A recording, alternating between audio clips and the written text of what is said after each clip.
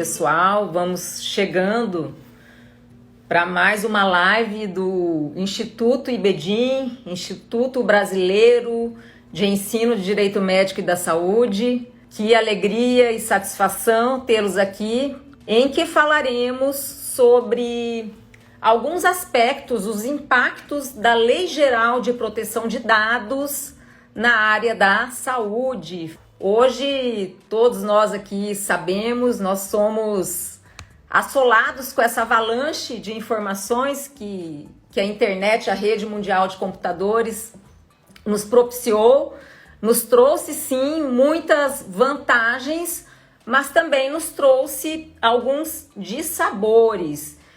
Um dos dissabores é justamente essa invasão de privacidade que a internet nos coloca, um processamento de dados muito grande, e esses dados eles são multiplicados e eles são compartilhados com pessoas que a gente não autorizou ou que a gente não deseja que fosse. Então, os nossos gostos, nossas preferências, nossos endereços, nossas geolocalizações estão aí na internet.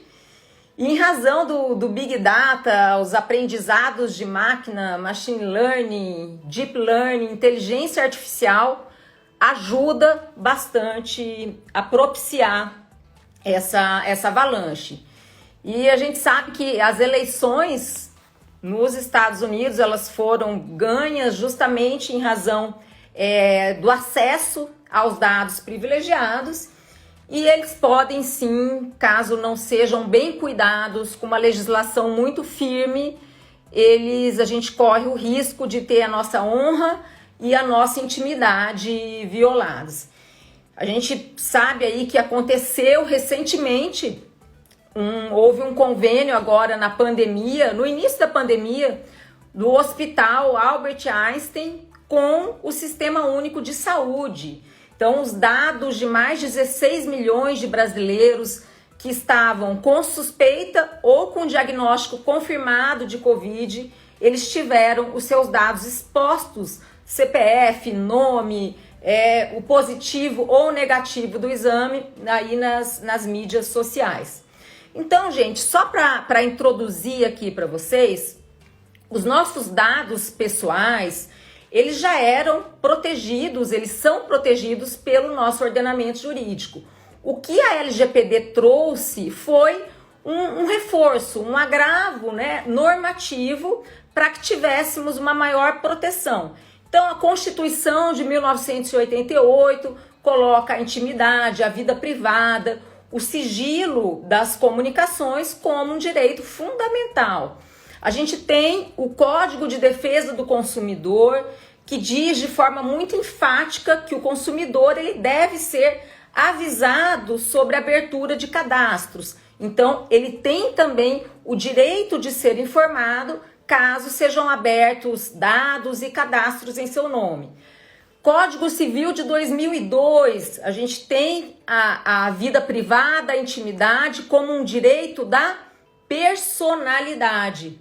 2011, Lei de Acesso à Informação, o Estado, a União e os municípios devem fornecer uma informação transparente, clara, verdadeira aos administrados, a nós todos, mas por outro lado a gente tem direito à informação, a uma transparência, mas as nossas informações pessoais, sensíveis, elas não podem ser desvirtuadas e mal utilizadas pelo poder público. Então, o que a gente já tem? Constituição de 88, Código de Defesa do Consumidor, Código Civil, Lei de Acesso à Informação, e a gente tem o direito à intimidade também estampado no Marco Civil da Internet, que se refere mais a esses dados que são colocados aí de forma online, pessoal. Continuando então, LGPD, ela entrou em vigor no ano passado, quer dizer, esse ano. Então, foi a Lei 13709 de 2018. Ela tem uma inspiração no regulamento europeu, no GDPR, E o que ela estabelece, pessoal? A LGPD estabelece deveres daquelas pessoas que coletam, manipulam, trafegam com os nossos dados, seja na internet ou seja também de forma presencial, forma física. Além de prever os deveres, seja de uma pessoa física ou de uma pessoa jurídica que estiver manipulando os nossos dados, tem também inúmeros direitos dos titulares de dados. O que é um titular do dado? É o dono da informação. Então, eu sou dona das informações referentes ao meu CPF, número de CPF, número de RG, certidão de casamento, dados que estão registrados em prontuários. Eu sou a titular, a dona desse dado. É por isso que se fala muito em autodeterminação informativa. Essa proteção de dados, ela já é considerada pelo STF um direito fundamental nessa era tão importante, nessa era de vigilância, era da informação, que existe também, inclusive, uma PEC 17 para que a proteção de dados ela seja, de fato, verdadeiramente reconhecida como um direito fundamental. Então, gente, nós já vimos que existe uma inspiração do regulamento europeu e esses dados pessoais é tudo aquilo que possa identificar a gente, a nossa pessoa, ou então que identifique de fato. Então, RG, endereço, religião, CPF. Qual que é o objetivo? É isso que precisa ficar bem claro nesta noite. Qual que é o objetivo maior da Lei Geral de Proteção de Dados, gente? É proteger a nossa liberdade. Nós somos donos, proprietários dos dados. Nós temos esse direito à informação, à autodeterminação e também essa matéria visa regulamentar ou visa preservar os nossos direitos ao livre desenvolvimento da personalidade. Então, nesse sentido, somente nós é que podemos dispor de nossas informações pessoais, como, por exemplo, um passaporte, um registro de casamento, extratos bancários.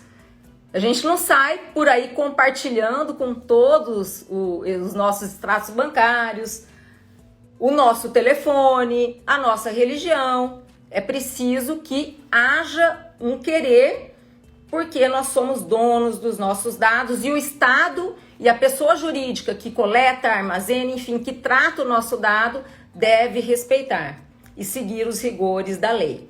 Gente, o que é importante nós trabalharmos aqui hoje? A Lei Geral de Proteção de Dados, ela criou duas categorias, houve uma categorização dos dados. Nós temos os dados pessoais, que podem ser ditos aí comuns, não é a expressão adequada, mas esse dado comum, com muitas aspas aí, o que ele significa? Ele é um endereço, ele é o nosso nome, por exemplo, Giovana Maria Sistrade Cavalcante. É um dado comum. Talvez o meu endereço seja um dado comum. Por quê? Porque ele não vai trazer grandes repercussões, discriminações, caso ele seja violado. Agora, existe também nessa categoria o dado pessoal de natureza sensível, como o próprio nome diz. Sensível porque ele pode gerar grandes prejuízos, estragos, caso esse dado ele seja eliminado, caso esse dado ele seja violado, caso ele seja vazado na internet. Por que a gente não gosta que os nossos dados sensíveis sejam compartilhados? Por exemplo, uma pessoa que tem uma religião que pode causar uma discriminação, uma religião de matriz africana ou uma outra religião islâmica, enfim, a depender da pessoa que vai receber essa informação, nós podemos sofrer uma grande discriminação. Eu até estava falando numa live esses dias, uma garotinha que estava vestida, né, ela era candomblé, da religião candomblé, ela saiu na rua e levou uma pedrada porque ela estava trajada assim. Agora imaginem o que tudo isso pode causar. Imaginem o que uma opinião política, que é um dado pessoal sensível, também possa causar. Imagina o que uma condição de doença, um vírus HIV, uma hepatite C ou uma doença contagiosa ela possa causar. Ela pode inviabilizar que a pessoa seja admitida em trabalho, ela pode inviabilizar que a pessoa seja admitida em um plano de saúde. Então isso é dado sensível, gente. E isso significa que aqueles que operam os nossos dados, que são os agentes de tratamento, ou seja, o médico, o dentista, o hospital, eles devem quadriplicar esses cuidados, porque esses dados podem afetar em muito a dignidade da pessoa humana, o respeito, a sua liberdade, enfim, todos os seus direitos aí existenciais. Existe um maior rigor para tratar esses dados que são ditos sensíveis, tá? E a maioria aqui dos dados de saúde são sensíveis. O hospital, para que ele faça um tratamento, para que o médico proceda a uma intervenção, o que ele precisa coletar? Um dado genético, ele precisa de um exame de sangue para fazer um diagnóstico de uma doença, ele precisa saber a imagem, como que é a imagem, por exemplo, do rim do paciente, a imagem exata do abdômen, do coração, para ele fazer a intervenção diagnóstica, para ele saber como que ele vai operar. Então, é necessária a coleta desse dado. A nossa LGPD, ela não traz para a gente uma definição do que seja um dado sensível de saúde. Ela traz exemplos do que são, por exemplo, dados sensíveis, mas não especifica os dados sensíveis de saúde. No entanto, o GDPR, que é a regulamentação europeia, ela é bem clara. Ela define um dado de saúde, um dado sensível de saúde, como toda a informação referente à saúde física, escutem isso, a saúde física ou mental que acomete o paciente no passado, ou que acometeu ele no passado, no presente e no futuro. Então, todos aqueles antecedentes que o médico anotou no prontuário do paciente, o paciente ele disse que ele tem comorbidades, ele disse que ele é tabagista, ele disse que os seus antepassados, os seus avós e bisavós, eles tinham doenças cardíacas, eles eram hipertensos. Então, são dados do passado que merecem ser preservados. Temos dados também do presente e dados do futuro, gente. Até os dados que podem predizer uma doença, eles também merecem a tutela, a proteção, seja do Estado ou seja do hospital que está operando este dado. Por exemplo, hoje existem exames que podem predizer qual doença que eu vou desenvolver no futuro. É isso mesmo.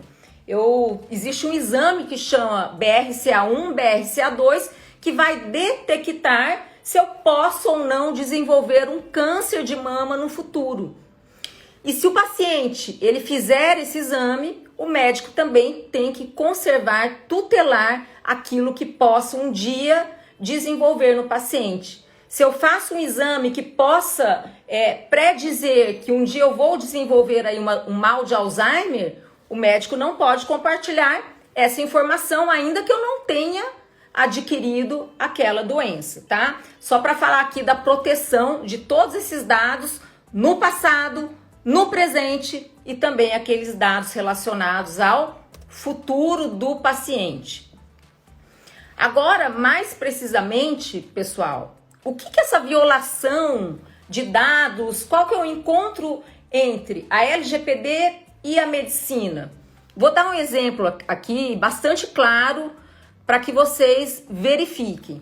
Por exemplo, hoje existem muitas divulgações sobre a imagem do paciente, sejam aí em mídias sociais, para hospitais divulgando o paciente que se cura da Covid. A gente sabe que existe um intuito muito bacana e salutar das instituições, mas isso é violação à intimidade, é violação ao sigilo profissional, porque sim, existem diretrizes do Código de Ética Médica que já antes, muito tempo antes da LGPD, já diziam que o médico tem o dever de guardar o sigilo profissional, justamente para proteger a intimidade do paciente. Então não se pode divulgar a imagem de paciente, mesmo com autorização expressa desse assistido. Então, na publicidade médica, o que nós vemos também muito, por exemplo, médicos expondo a imagens de pacientes, de recém-nascidos, de mães durante o parto, de imagens para mostrar o antes e o depois de um tratamento estético, embelezador, o que é vedado também. Esses dias, a gente tem vários problemas aqui, que eu trabalho com médicos, eu dou consultoria para médicos e profissionais da saúde de uma forma geral, hospitais também. E esses dias a gente teve um problema muito importante. Por quê? Porque a paciente, ela não tinha divulgado para esse nosso cliente, ela não tinha autorizado que a sua imagem fosse divulgada. Justamente era um bebê recém-nascido e o pediatra divulgou. Aí depois, várias amigas, né, da mãe da criança ligaram falando, olha, o seu filho foi exposto nas redes sociais. E a mãe falou, peraí, mas eu não autorizei o médico a postar nenhuma foto do meu filho. Existe até uma ingenuidade dos profissionais nesse sentido que a gente precisa trabalhar. Porque além do Código de Ética Médica, agora com mais razão de ser ainda, existe a proteção de dados na perspectiva legislativa.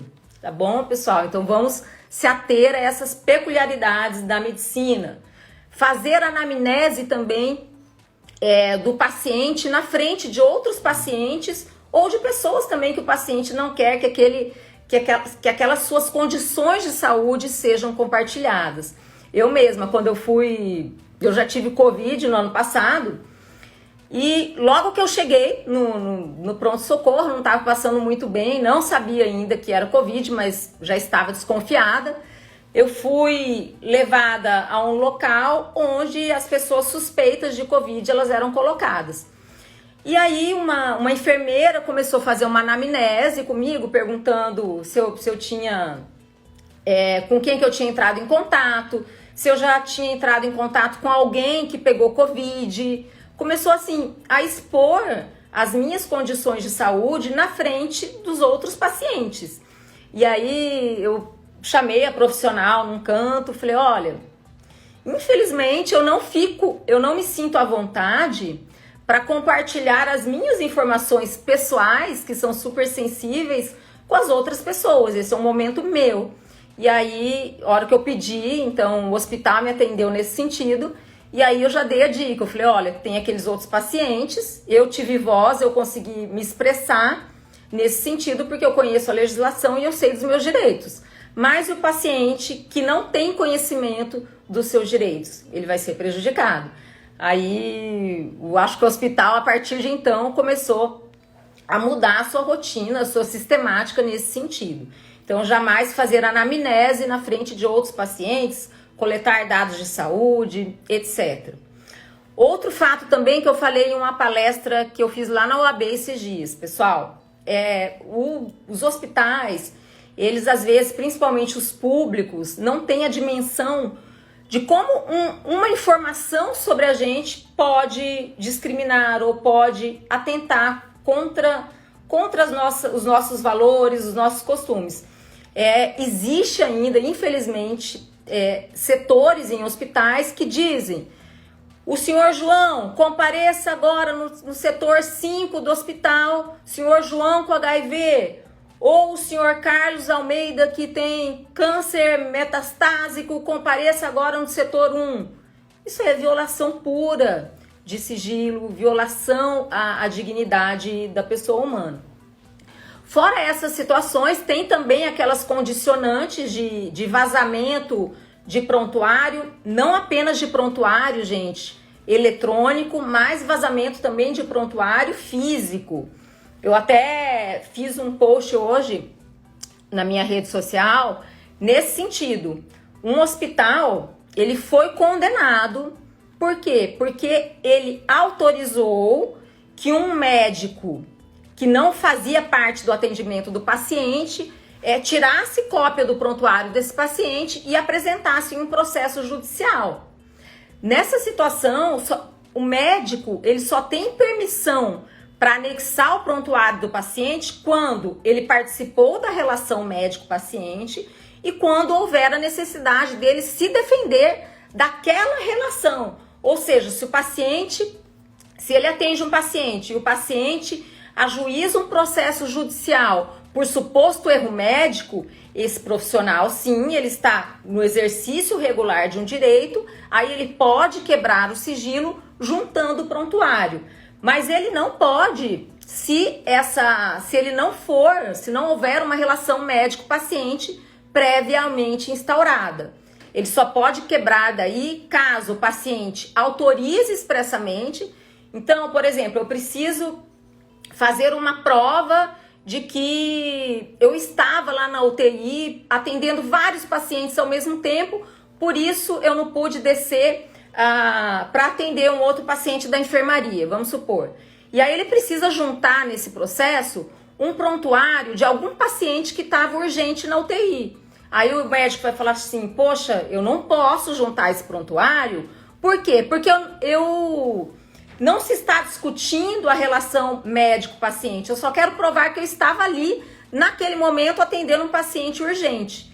Nessa situação, o médico deve pedir a autorização desse paciente para que ele apresente o prontuário ao processo ou em caso de requisição judicial. Aí, claro, não há que se falar em violação ao sigilo profissional.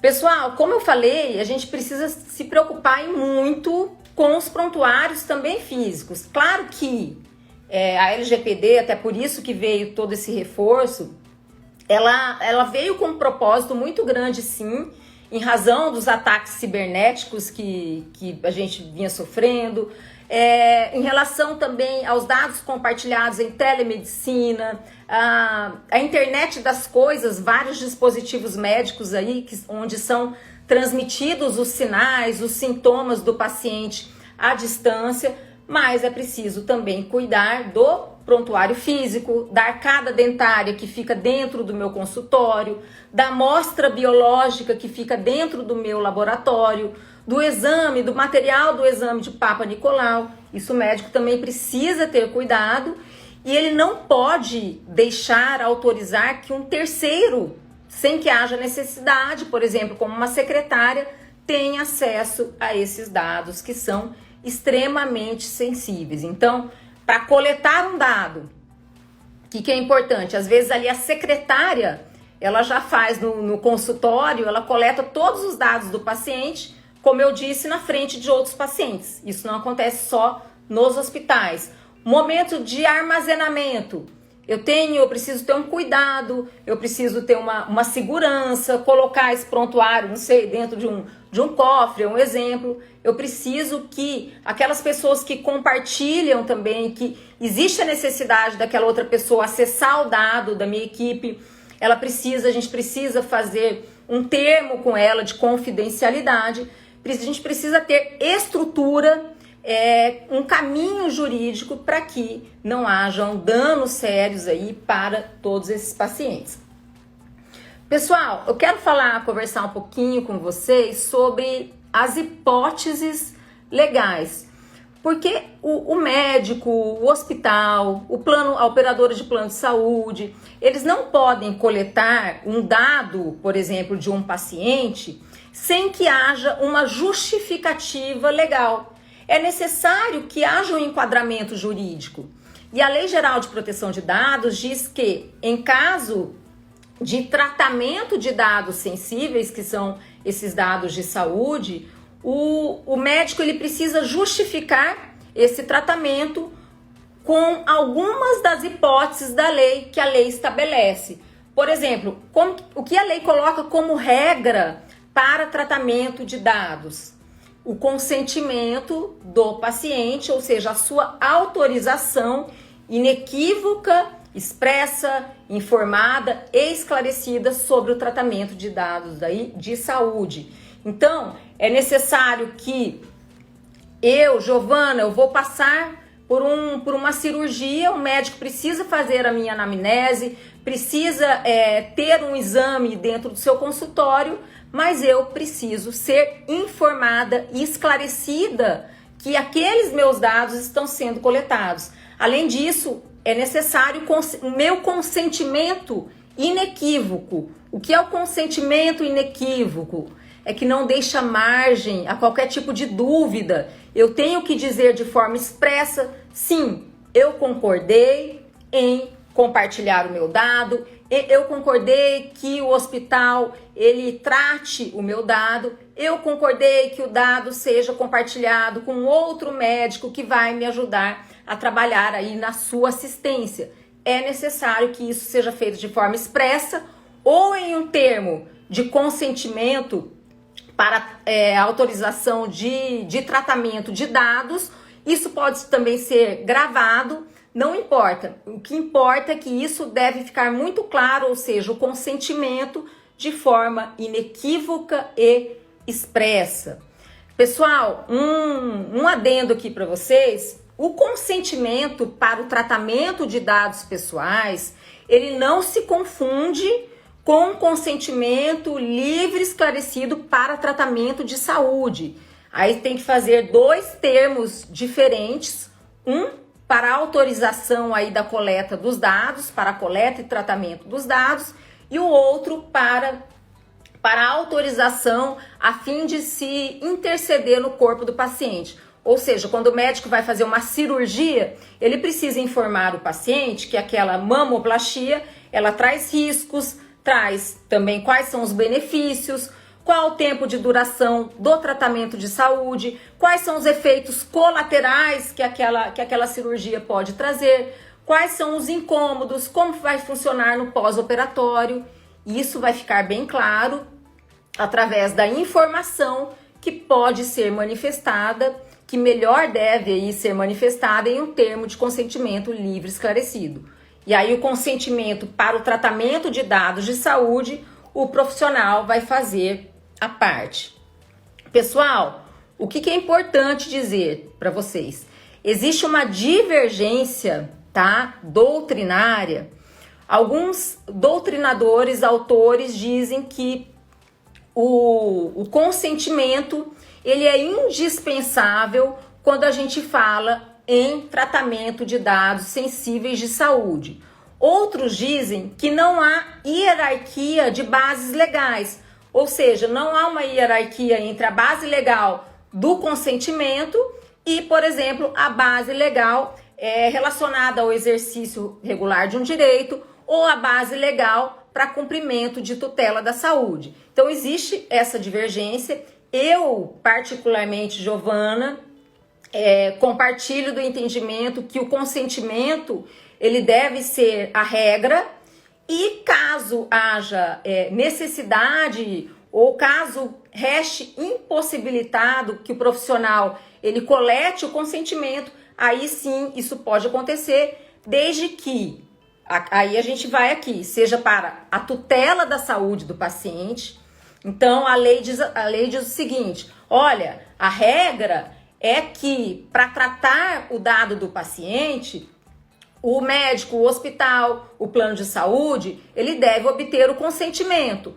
Mas a gente tem aqui algumas exceções. Não há necessidade do consentimento do titular do dado quando for para preservar a tutela da saúde do paciente. O que isso quer dizer? Que os profissionais de saúde, serviços de saúde ou autoridade sanitária, eles podem, quando for necessário aquele dado para tratar a vida, a saúde, recuperar uma doença, eles podem sim abrir mão do consentimento. Porque existe a necessidade de olhar o ultrassom, eu preciso olhar os antecedentes do paciente para verificar como ele vai suceder mais para frente em relação à sua saúde. Eu preciso saber se o tumor é benigno ou maligno. Eu preciso arquivar a história clínica do paciente. Enfim, todas essas informações são necessárias para a preservação da tutela da saúde do paciente. O que, segundo a LGPD, é uma base legal que justifica o tratamento independentemente do consentimento. Gente, olha, atenção aqui, eu quero que vocês parem agora para prestar atenção, porque essa informação é de ouro e é super importante para quem vai trabalhar aqui com Lei Geral de Proteção de Dados na medicina. Deixa eu cumprimentar aqui as presenças ilustres, a Fabiola, nossa aluna. Quero cumprimentar o Tércios Rebelo, meu sócio querido, professor Benedito, a Priscila também, nossa aluna e minha amiga também, Milena, só gente aqui de alto gabarito, alto quilate. Muito obrigado, pessoal, pela presença. Mas vamos continuar aqui. Então, a gente tem a base legal do consentimento, que a meu ver é a mais importante, mas a LGPD também autoriza que esse dado seja tratado quando houver necessidade de tratar a saúde do paciente para a preservação da sua integridade física. Ocorre, gente, que mesmo que não haja, né, a necessidade ou quando não haja a obrigação da obtenção do consentimento, isso jamais, olhem aqui, isso jamais libera o profissional da medicina, o dentista, o hospital, de informar. Não é necessário consentimento expresso, ok, mas é necessário sim informar. Porque o que diz a LGPD? A eventual dispensa, vou ler aqui para vocês, da exigência do consentimento não desobriga os agentes de tratamento das demais obrigações previstas nesta lei, especialmente da observância dos princípios gerais e da garantia dos direitos do titular. E uma das principais garantias do direito desse titular, o que é? O direito à informação, à transparência dos seus dados. Tá, então não é necessário obter o consentimento, eu não sou obrigado. Em contrapartida, eu sou obrigado o médico é obrigado a dizer o que vai ser tratado, ou seja, eu vou tratar esse seu dado aqui de saúde. Por que eu preciso tratar esse dado? Eu preciso desse exame para olhar melhor, para saber melhor como eu vou fazer a intervenção cirúrgica, como eu vou manipular o seu corpo, onde que os dados ficarão armazenados. É uma informação que deve se fazer presente também. O paciente ele tem que saber que aqueles dados vão ficar armazenados em um prontuário físico ou eletrônico, que estará disponível na sede do hospital ou na sede da empresa. É um exemplo. Por quanto tempo aqueles dados serão tratados? No caso dos hospitais, eles precisam ser tratados por 20 anos. Com quem que esse dado será compartilhado?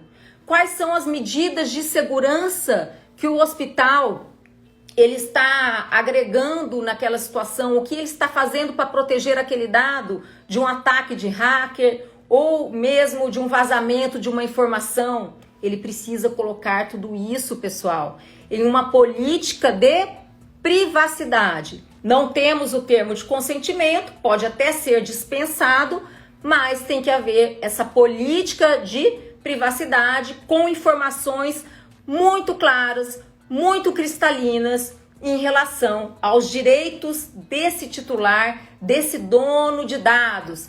Então já trabalhamos aqui duas hipóteses legais para o tratamento de dados. Número 1, a gente viu a base legal do consentimento.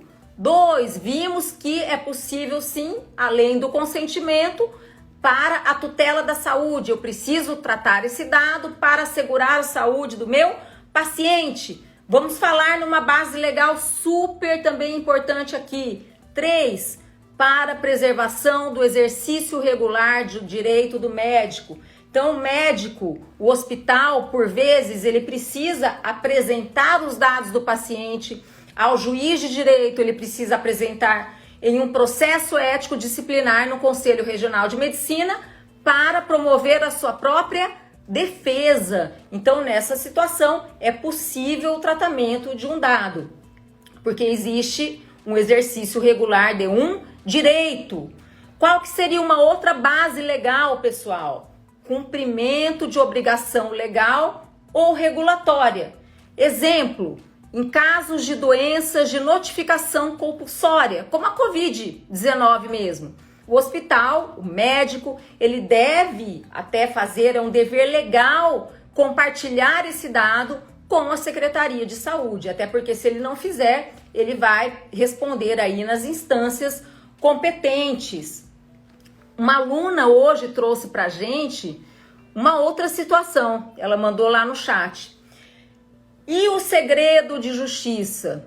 Ou seja, nessas ações judiciais em que temos o nosso médico como clientes, uma ação de responsabilidade civil médica, por exemplo, a gente vai apresentar o prontuário do paciente e nós vamos pedir o segredo de justiça. Nós já pedíamos, mas com a LGPD, isso traz um reforço para que seja aplicado esse segredo, para que o juiz defira. Por quê? De acordo com a Lei Geral de Proteção de Dados, o médico tem o dever legal aqui do sigilo profissional, tanto sob o ponto de vista do Código de Ética Médica, tanto sob o ponto de vista da LGPD. Temos também, pessoal, realização aqui de estudos por órgãos de pesquisa, pode ser compartilhado então esse dado para pesquisa, garantido, claro, sempre que possível, mas não é indispensável que esses dados eles sejam anonimizados, eles sejam codificados ou colocados de uma forma em que não seja possível identificar aquele dado pessoal sensível ao titular, que no caso aqui é o paciente.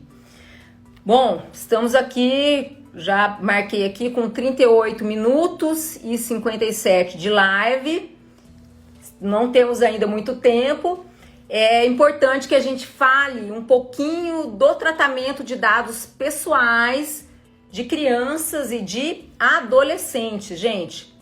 É relevantíssimo que façamos aí esse parênteses. Por quê?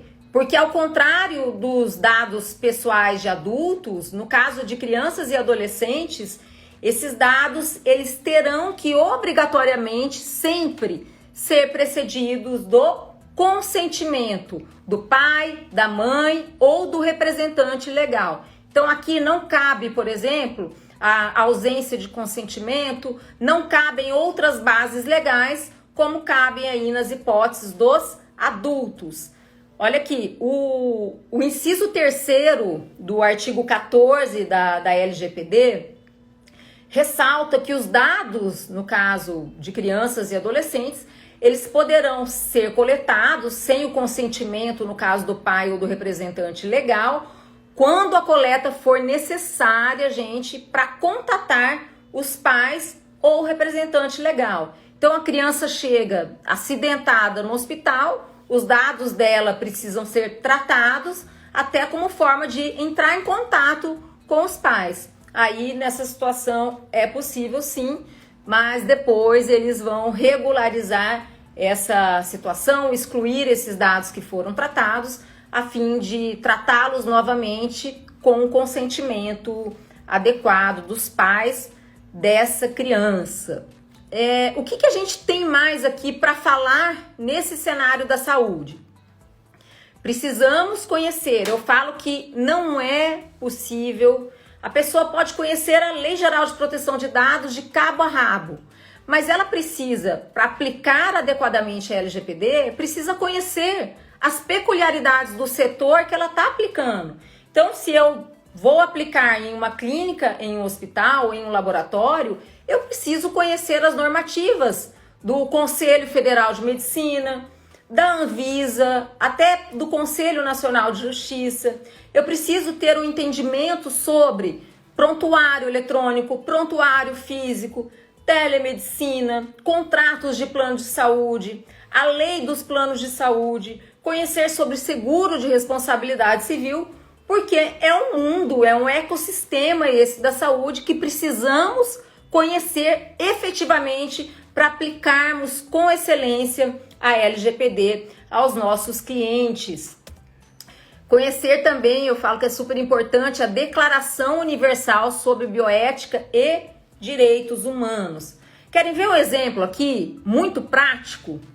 Por exemplo, a Lei Geral de Proteção de Dados, ela diz que uma vez o titular do dado comunicando o operador do dado, eu tenho dados meus em uma loja. Tenho lá meu CPF, meu endereço, meu e-mail, mas eu não quero mais, não quero que fiquem me mandando e-mail, me perturbando, não quero que ofereçam serviços ou produtos para mim.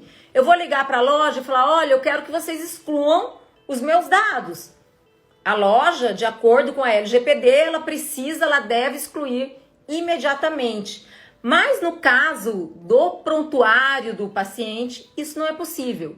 Um paciente, ele não pode ligar para o hospital, falar, olha, eu tenho aí um prontuário meu, que eu fiz uma cirurgia no ano de 2001 e eu quero que vocês excluam esses dados. O hospital, ele não pode, ele fica impedido de atender esse desejo da paciente. Por quê? Porque existe uma lei, é a Lei 13.787 de 2018, que diz expressamente que os hospitais, os médicos devem guardar o prontuário por 20 anos, pessoal. Então, existe aí aquela máxima do critério da especialidade. A lei especial prepondera sobre a geral. Essa lei do prontuário, aqui no caso da saúde, então, vai preponderar sobre a lei geral de proteção de dados. Então, é preciso observar todas as nuances do setor da saúde. Essa é uma observação importante. Até porque o artigo, acho que é o 16, inciso 1º da LGPD, o próprio artigo dispõe que autoriza, por exemplo, a não eliminação para cumprimento de obrigação legal. Então, se for para cumprir uma obrigação legal, como é do médico, do hospital, de guardar por 20 anos, o agente de tratamento, ele pode, então, ele tem o dever e o poder de guardar esse tipo de prontuário. Quer ver um outro exemplo que prepondera aqui uma lei específica ou uma normativa específica sobre a LGPD? A gente tem algumas legislações ou tem normativas do Conselho Federal de Medicina, melhor dizendo, que regulamentam a telemedicina e também, especificamente aqui, uma modalidade de telemedicina que é a teleradiologia. Existe a resolução 2107 de 2014 que disciplina a teleradiologia.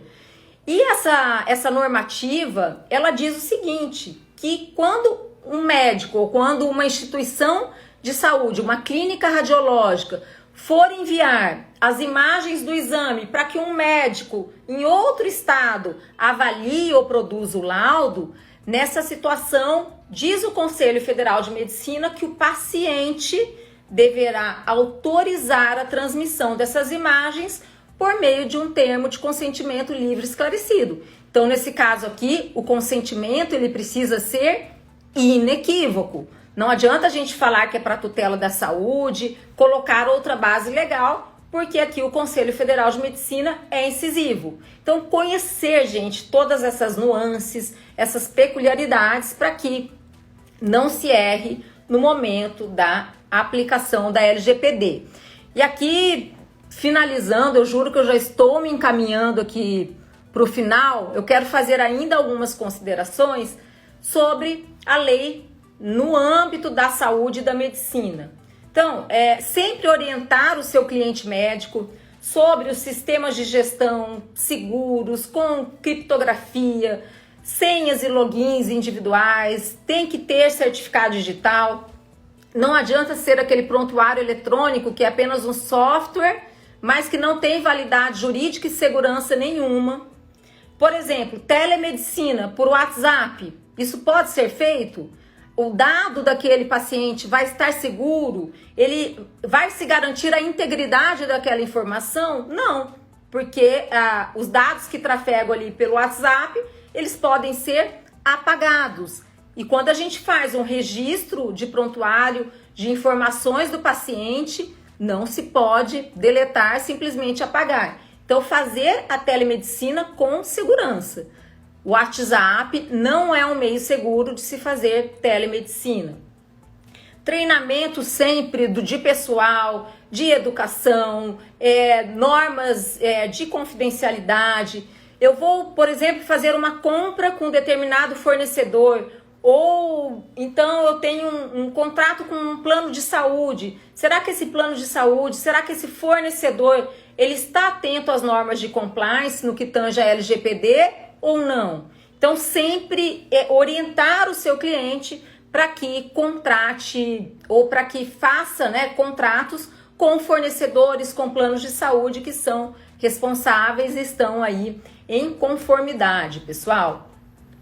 E falando aqui das operadoras de planos de saúde, vocês veem como que um dado ele pode influenciar, né? A operadora ela pode simplesmente com um dado de saúde seu verificar que você é diabético, que você é tabagista ou que você tem uma doença, um autismo, por exemplo, e negar o acesso ao plano de saúde. Então, todas as informações que a operadora dispõe sobre nós, ela não pode ser aplicada para essas finalidades aí predatórias.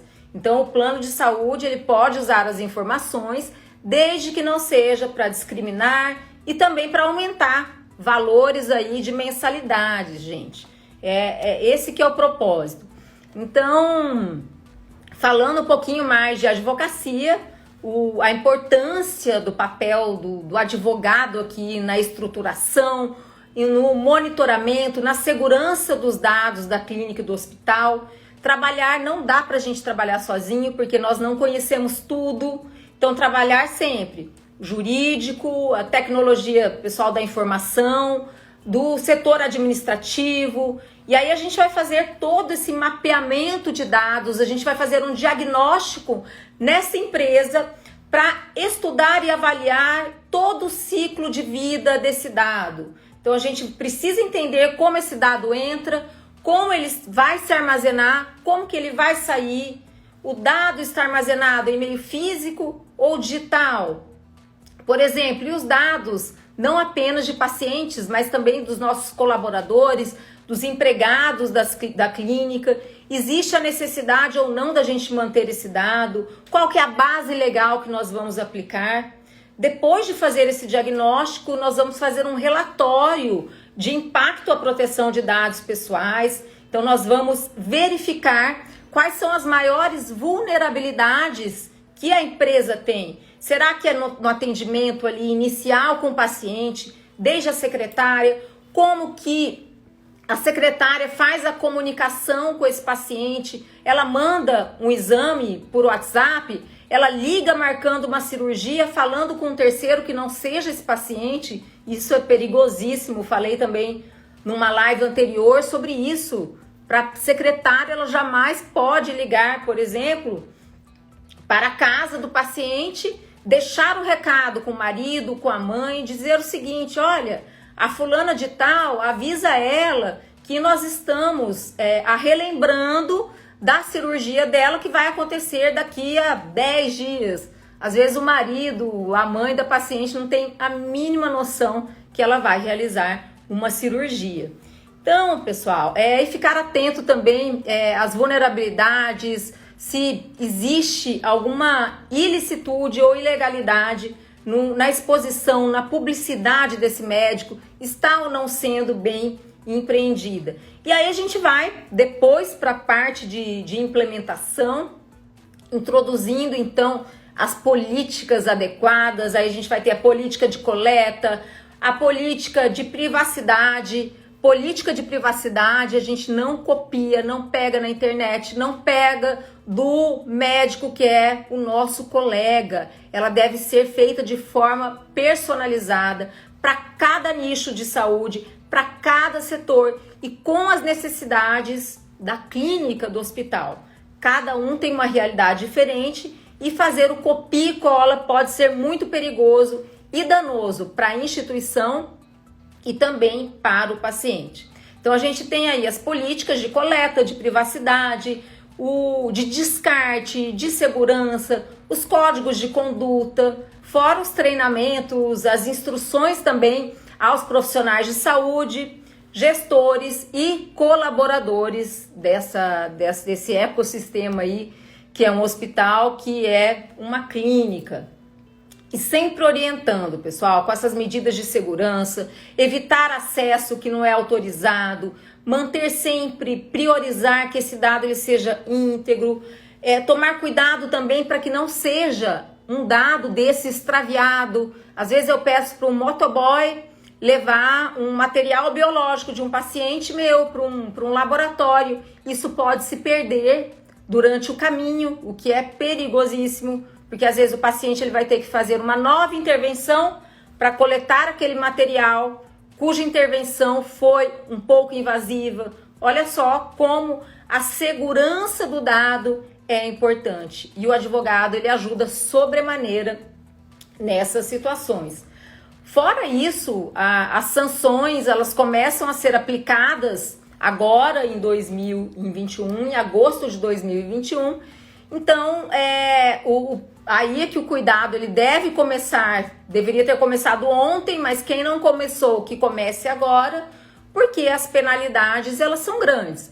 Tá certo que a Lei Geral de Proteção de Dados, ela não visa apenas punir, ela não tem como finalidade precípua punir aquele agente de tratamento.